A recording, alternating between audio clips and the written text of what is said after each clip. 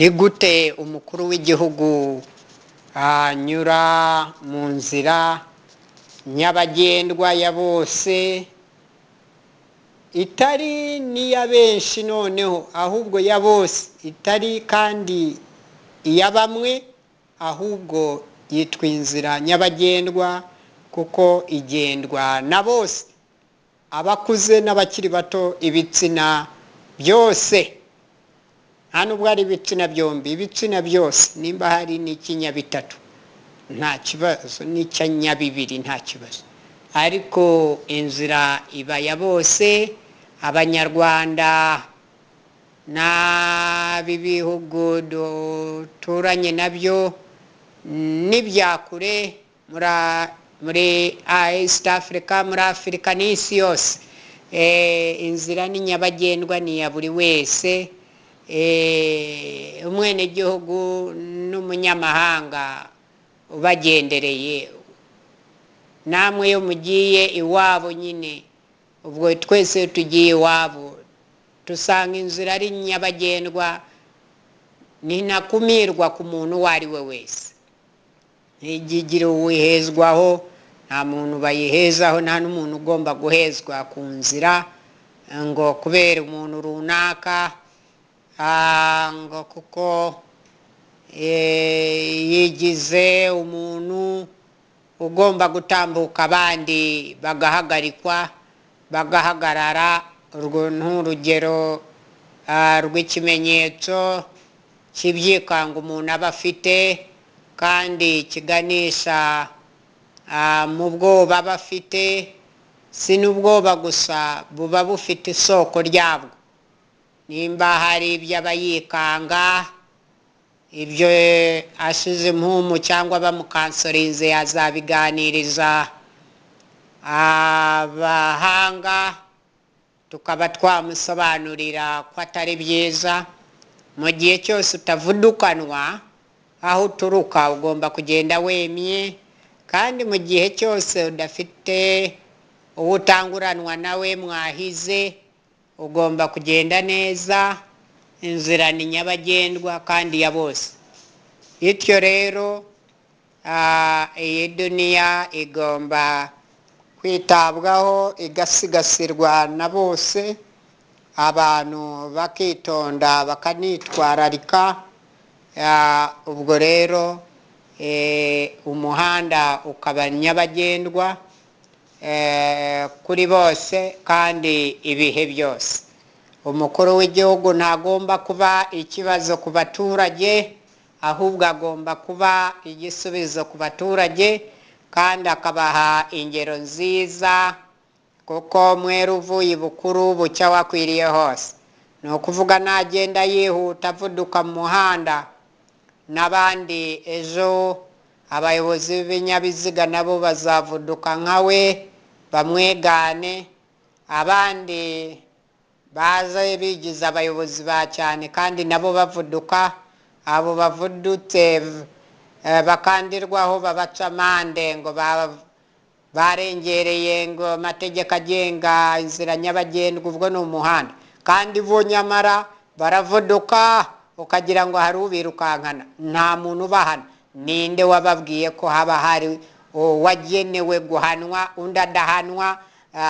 Ko nta n'umwe ugomba kuba hejuru y'itegeko nshinga. Bantu nyarwanda bose, abantu bose bagomba kuba munsi y'itegeko nshinga, birumvikana rya bose. None akarusho mwishyiriyeho n'imikono, munemera mu gihe hari n'abandi bataryemera, ariko mwe muryemera, mwanaryishyiriyeho umukono, kuki atari mwe mubanza kuryubahiriza?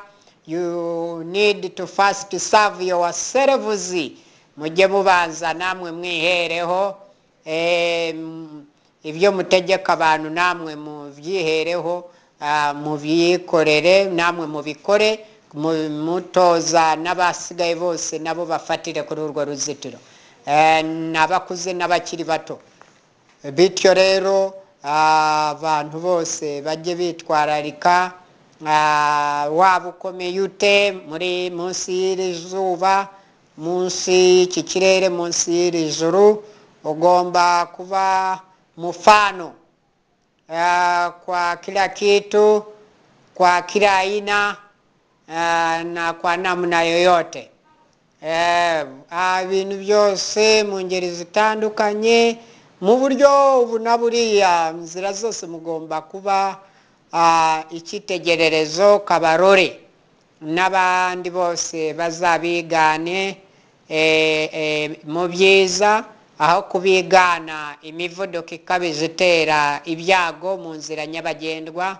Niyo mpamvu ibyago byo mu nzira byiyongera uko bukeye uko bwije, uko bafata impushya z'inzira nyabagendwa ziyongera, ni nako n'impanuka zihitana abantu ziyongera, kubera bose bafatira ku muvuduko w'umukuru w'igihugu n'abandi bose bamugaragiye. Bagomba kugenda rero bitonze. Twe abaruda, itegeko ry'abaruda rirasobanutse. Nta muntu ugomba kwikubira umuhanda wenyine, inzira nyabagendwa, ngo abandi bahagarikwe ngo we yikomereze. Ibyo ntibibaho. Ni nka bya bindi byabuzaga abaturage kwigendera ngo bari kumanika ibendera cyangwa barimanura mu myaka yatambutse, decade, 1 decade or almost 2 decades, hafi imyaka 20 itambutse. Abantu baratambukaga bamanika ibendera, hamanikwa iryo bendera, rikabuza abantu kwikorera, rikabuza abantu gukomeza. Ubu se ko byakuweho ibendera ko ritagihagarika abahisi n'abagenzi, niki cyitwa igihugu? Ibintu ntibigenda neza. N'ibindi nabyo bigende gutyo. Umukuru w'igihugu ntakajya atambuka ngo abuze imirimo y'abaturage kujya mbere, ndetse n'abagana u Rwanda nabo ntibakajye baza mu gihugu ngo nabo babe ikibazo ku banyarwanda. Abakuru b'ibihugu bitandukanye binjire mu Rwanda, hanyuma abanyarwanda bagorwe bose bafatwa muri kafiyu, pandagari ya hato na hato, bose babafata bajyana mu buroko, ngo umukuru w'igihugu runaka yagendereye u Rwanda, ngo none abanyarwanda bose bagorwe bajyanwe mu magereza yo kwa Gakinya hirya no hino. Kirazira. Ahubwo kubera abantu bibohoye, reka bose bibohore muri rusange. Si bamwe bibohoye, kuki bo baza bo ntibijyane mu marayo magereza ngo bibohe? Kuki bagenda babasatira bagiye kubakira? Kuki batareka n'abandi babasatire bagane naho bari nabo bajye kwakira abo bashitsi? Kuki abashitsi bagenderera u Rwanda iyo barugendereye mu gihe bitegura kuza cyaba bahasesekaye, abaturage bagorwa, bakazirikwa, bagafungwa mu magereza hirya no hino mu bigo bya polisi. Yaba umukuru w'igihugu agiye mu turere runaka, abaturage bakagorwa, bakazirikwa. Yatambuka atambutse agiye, imodoka zindi zigasigara inyuma zibafata zibafunga. Abakuru b'ibihugu batambuka, izindi zigasigara inyuma zibayora. Abaturage zibazirika pandagari bakabajyana kwa Gakinya bakabazirika.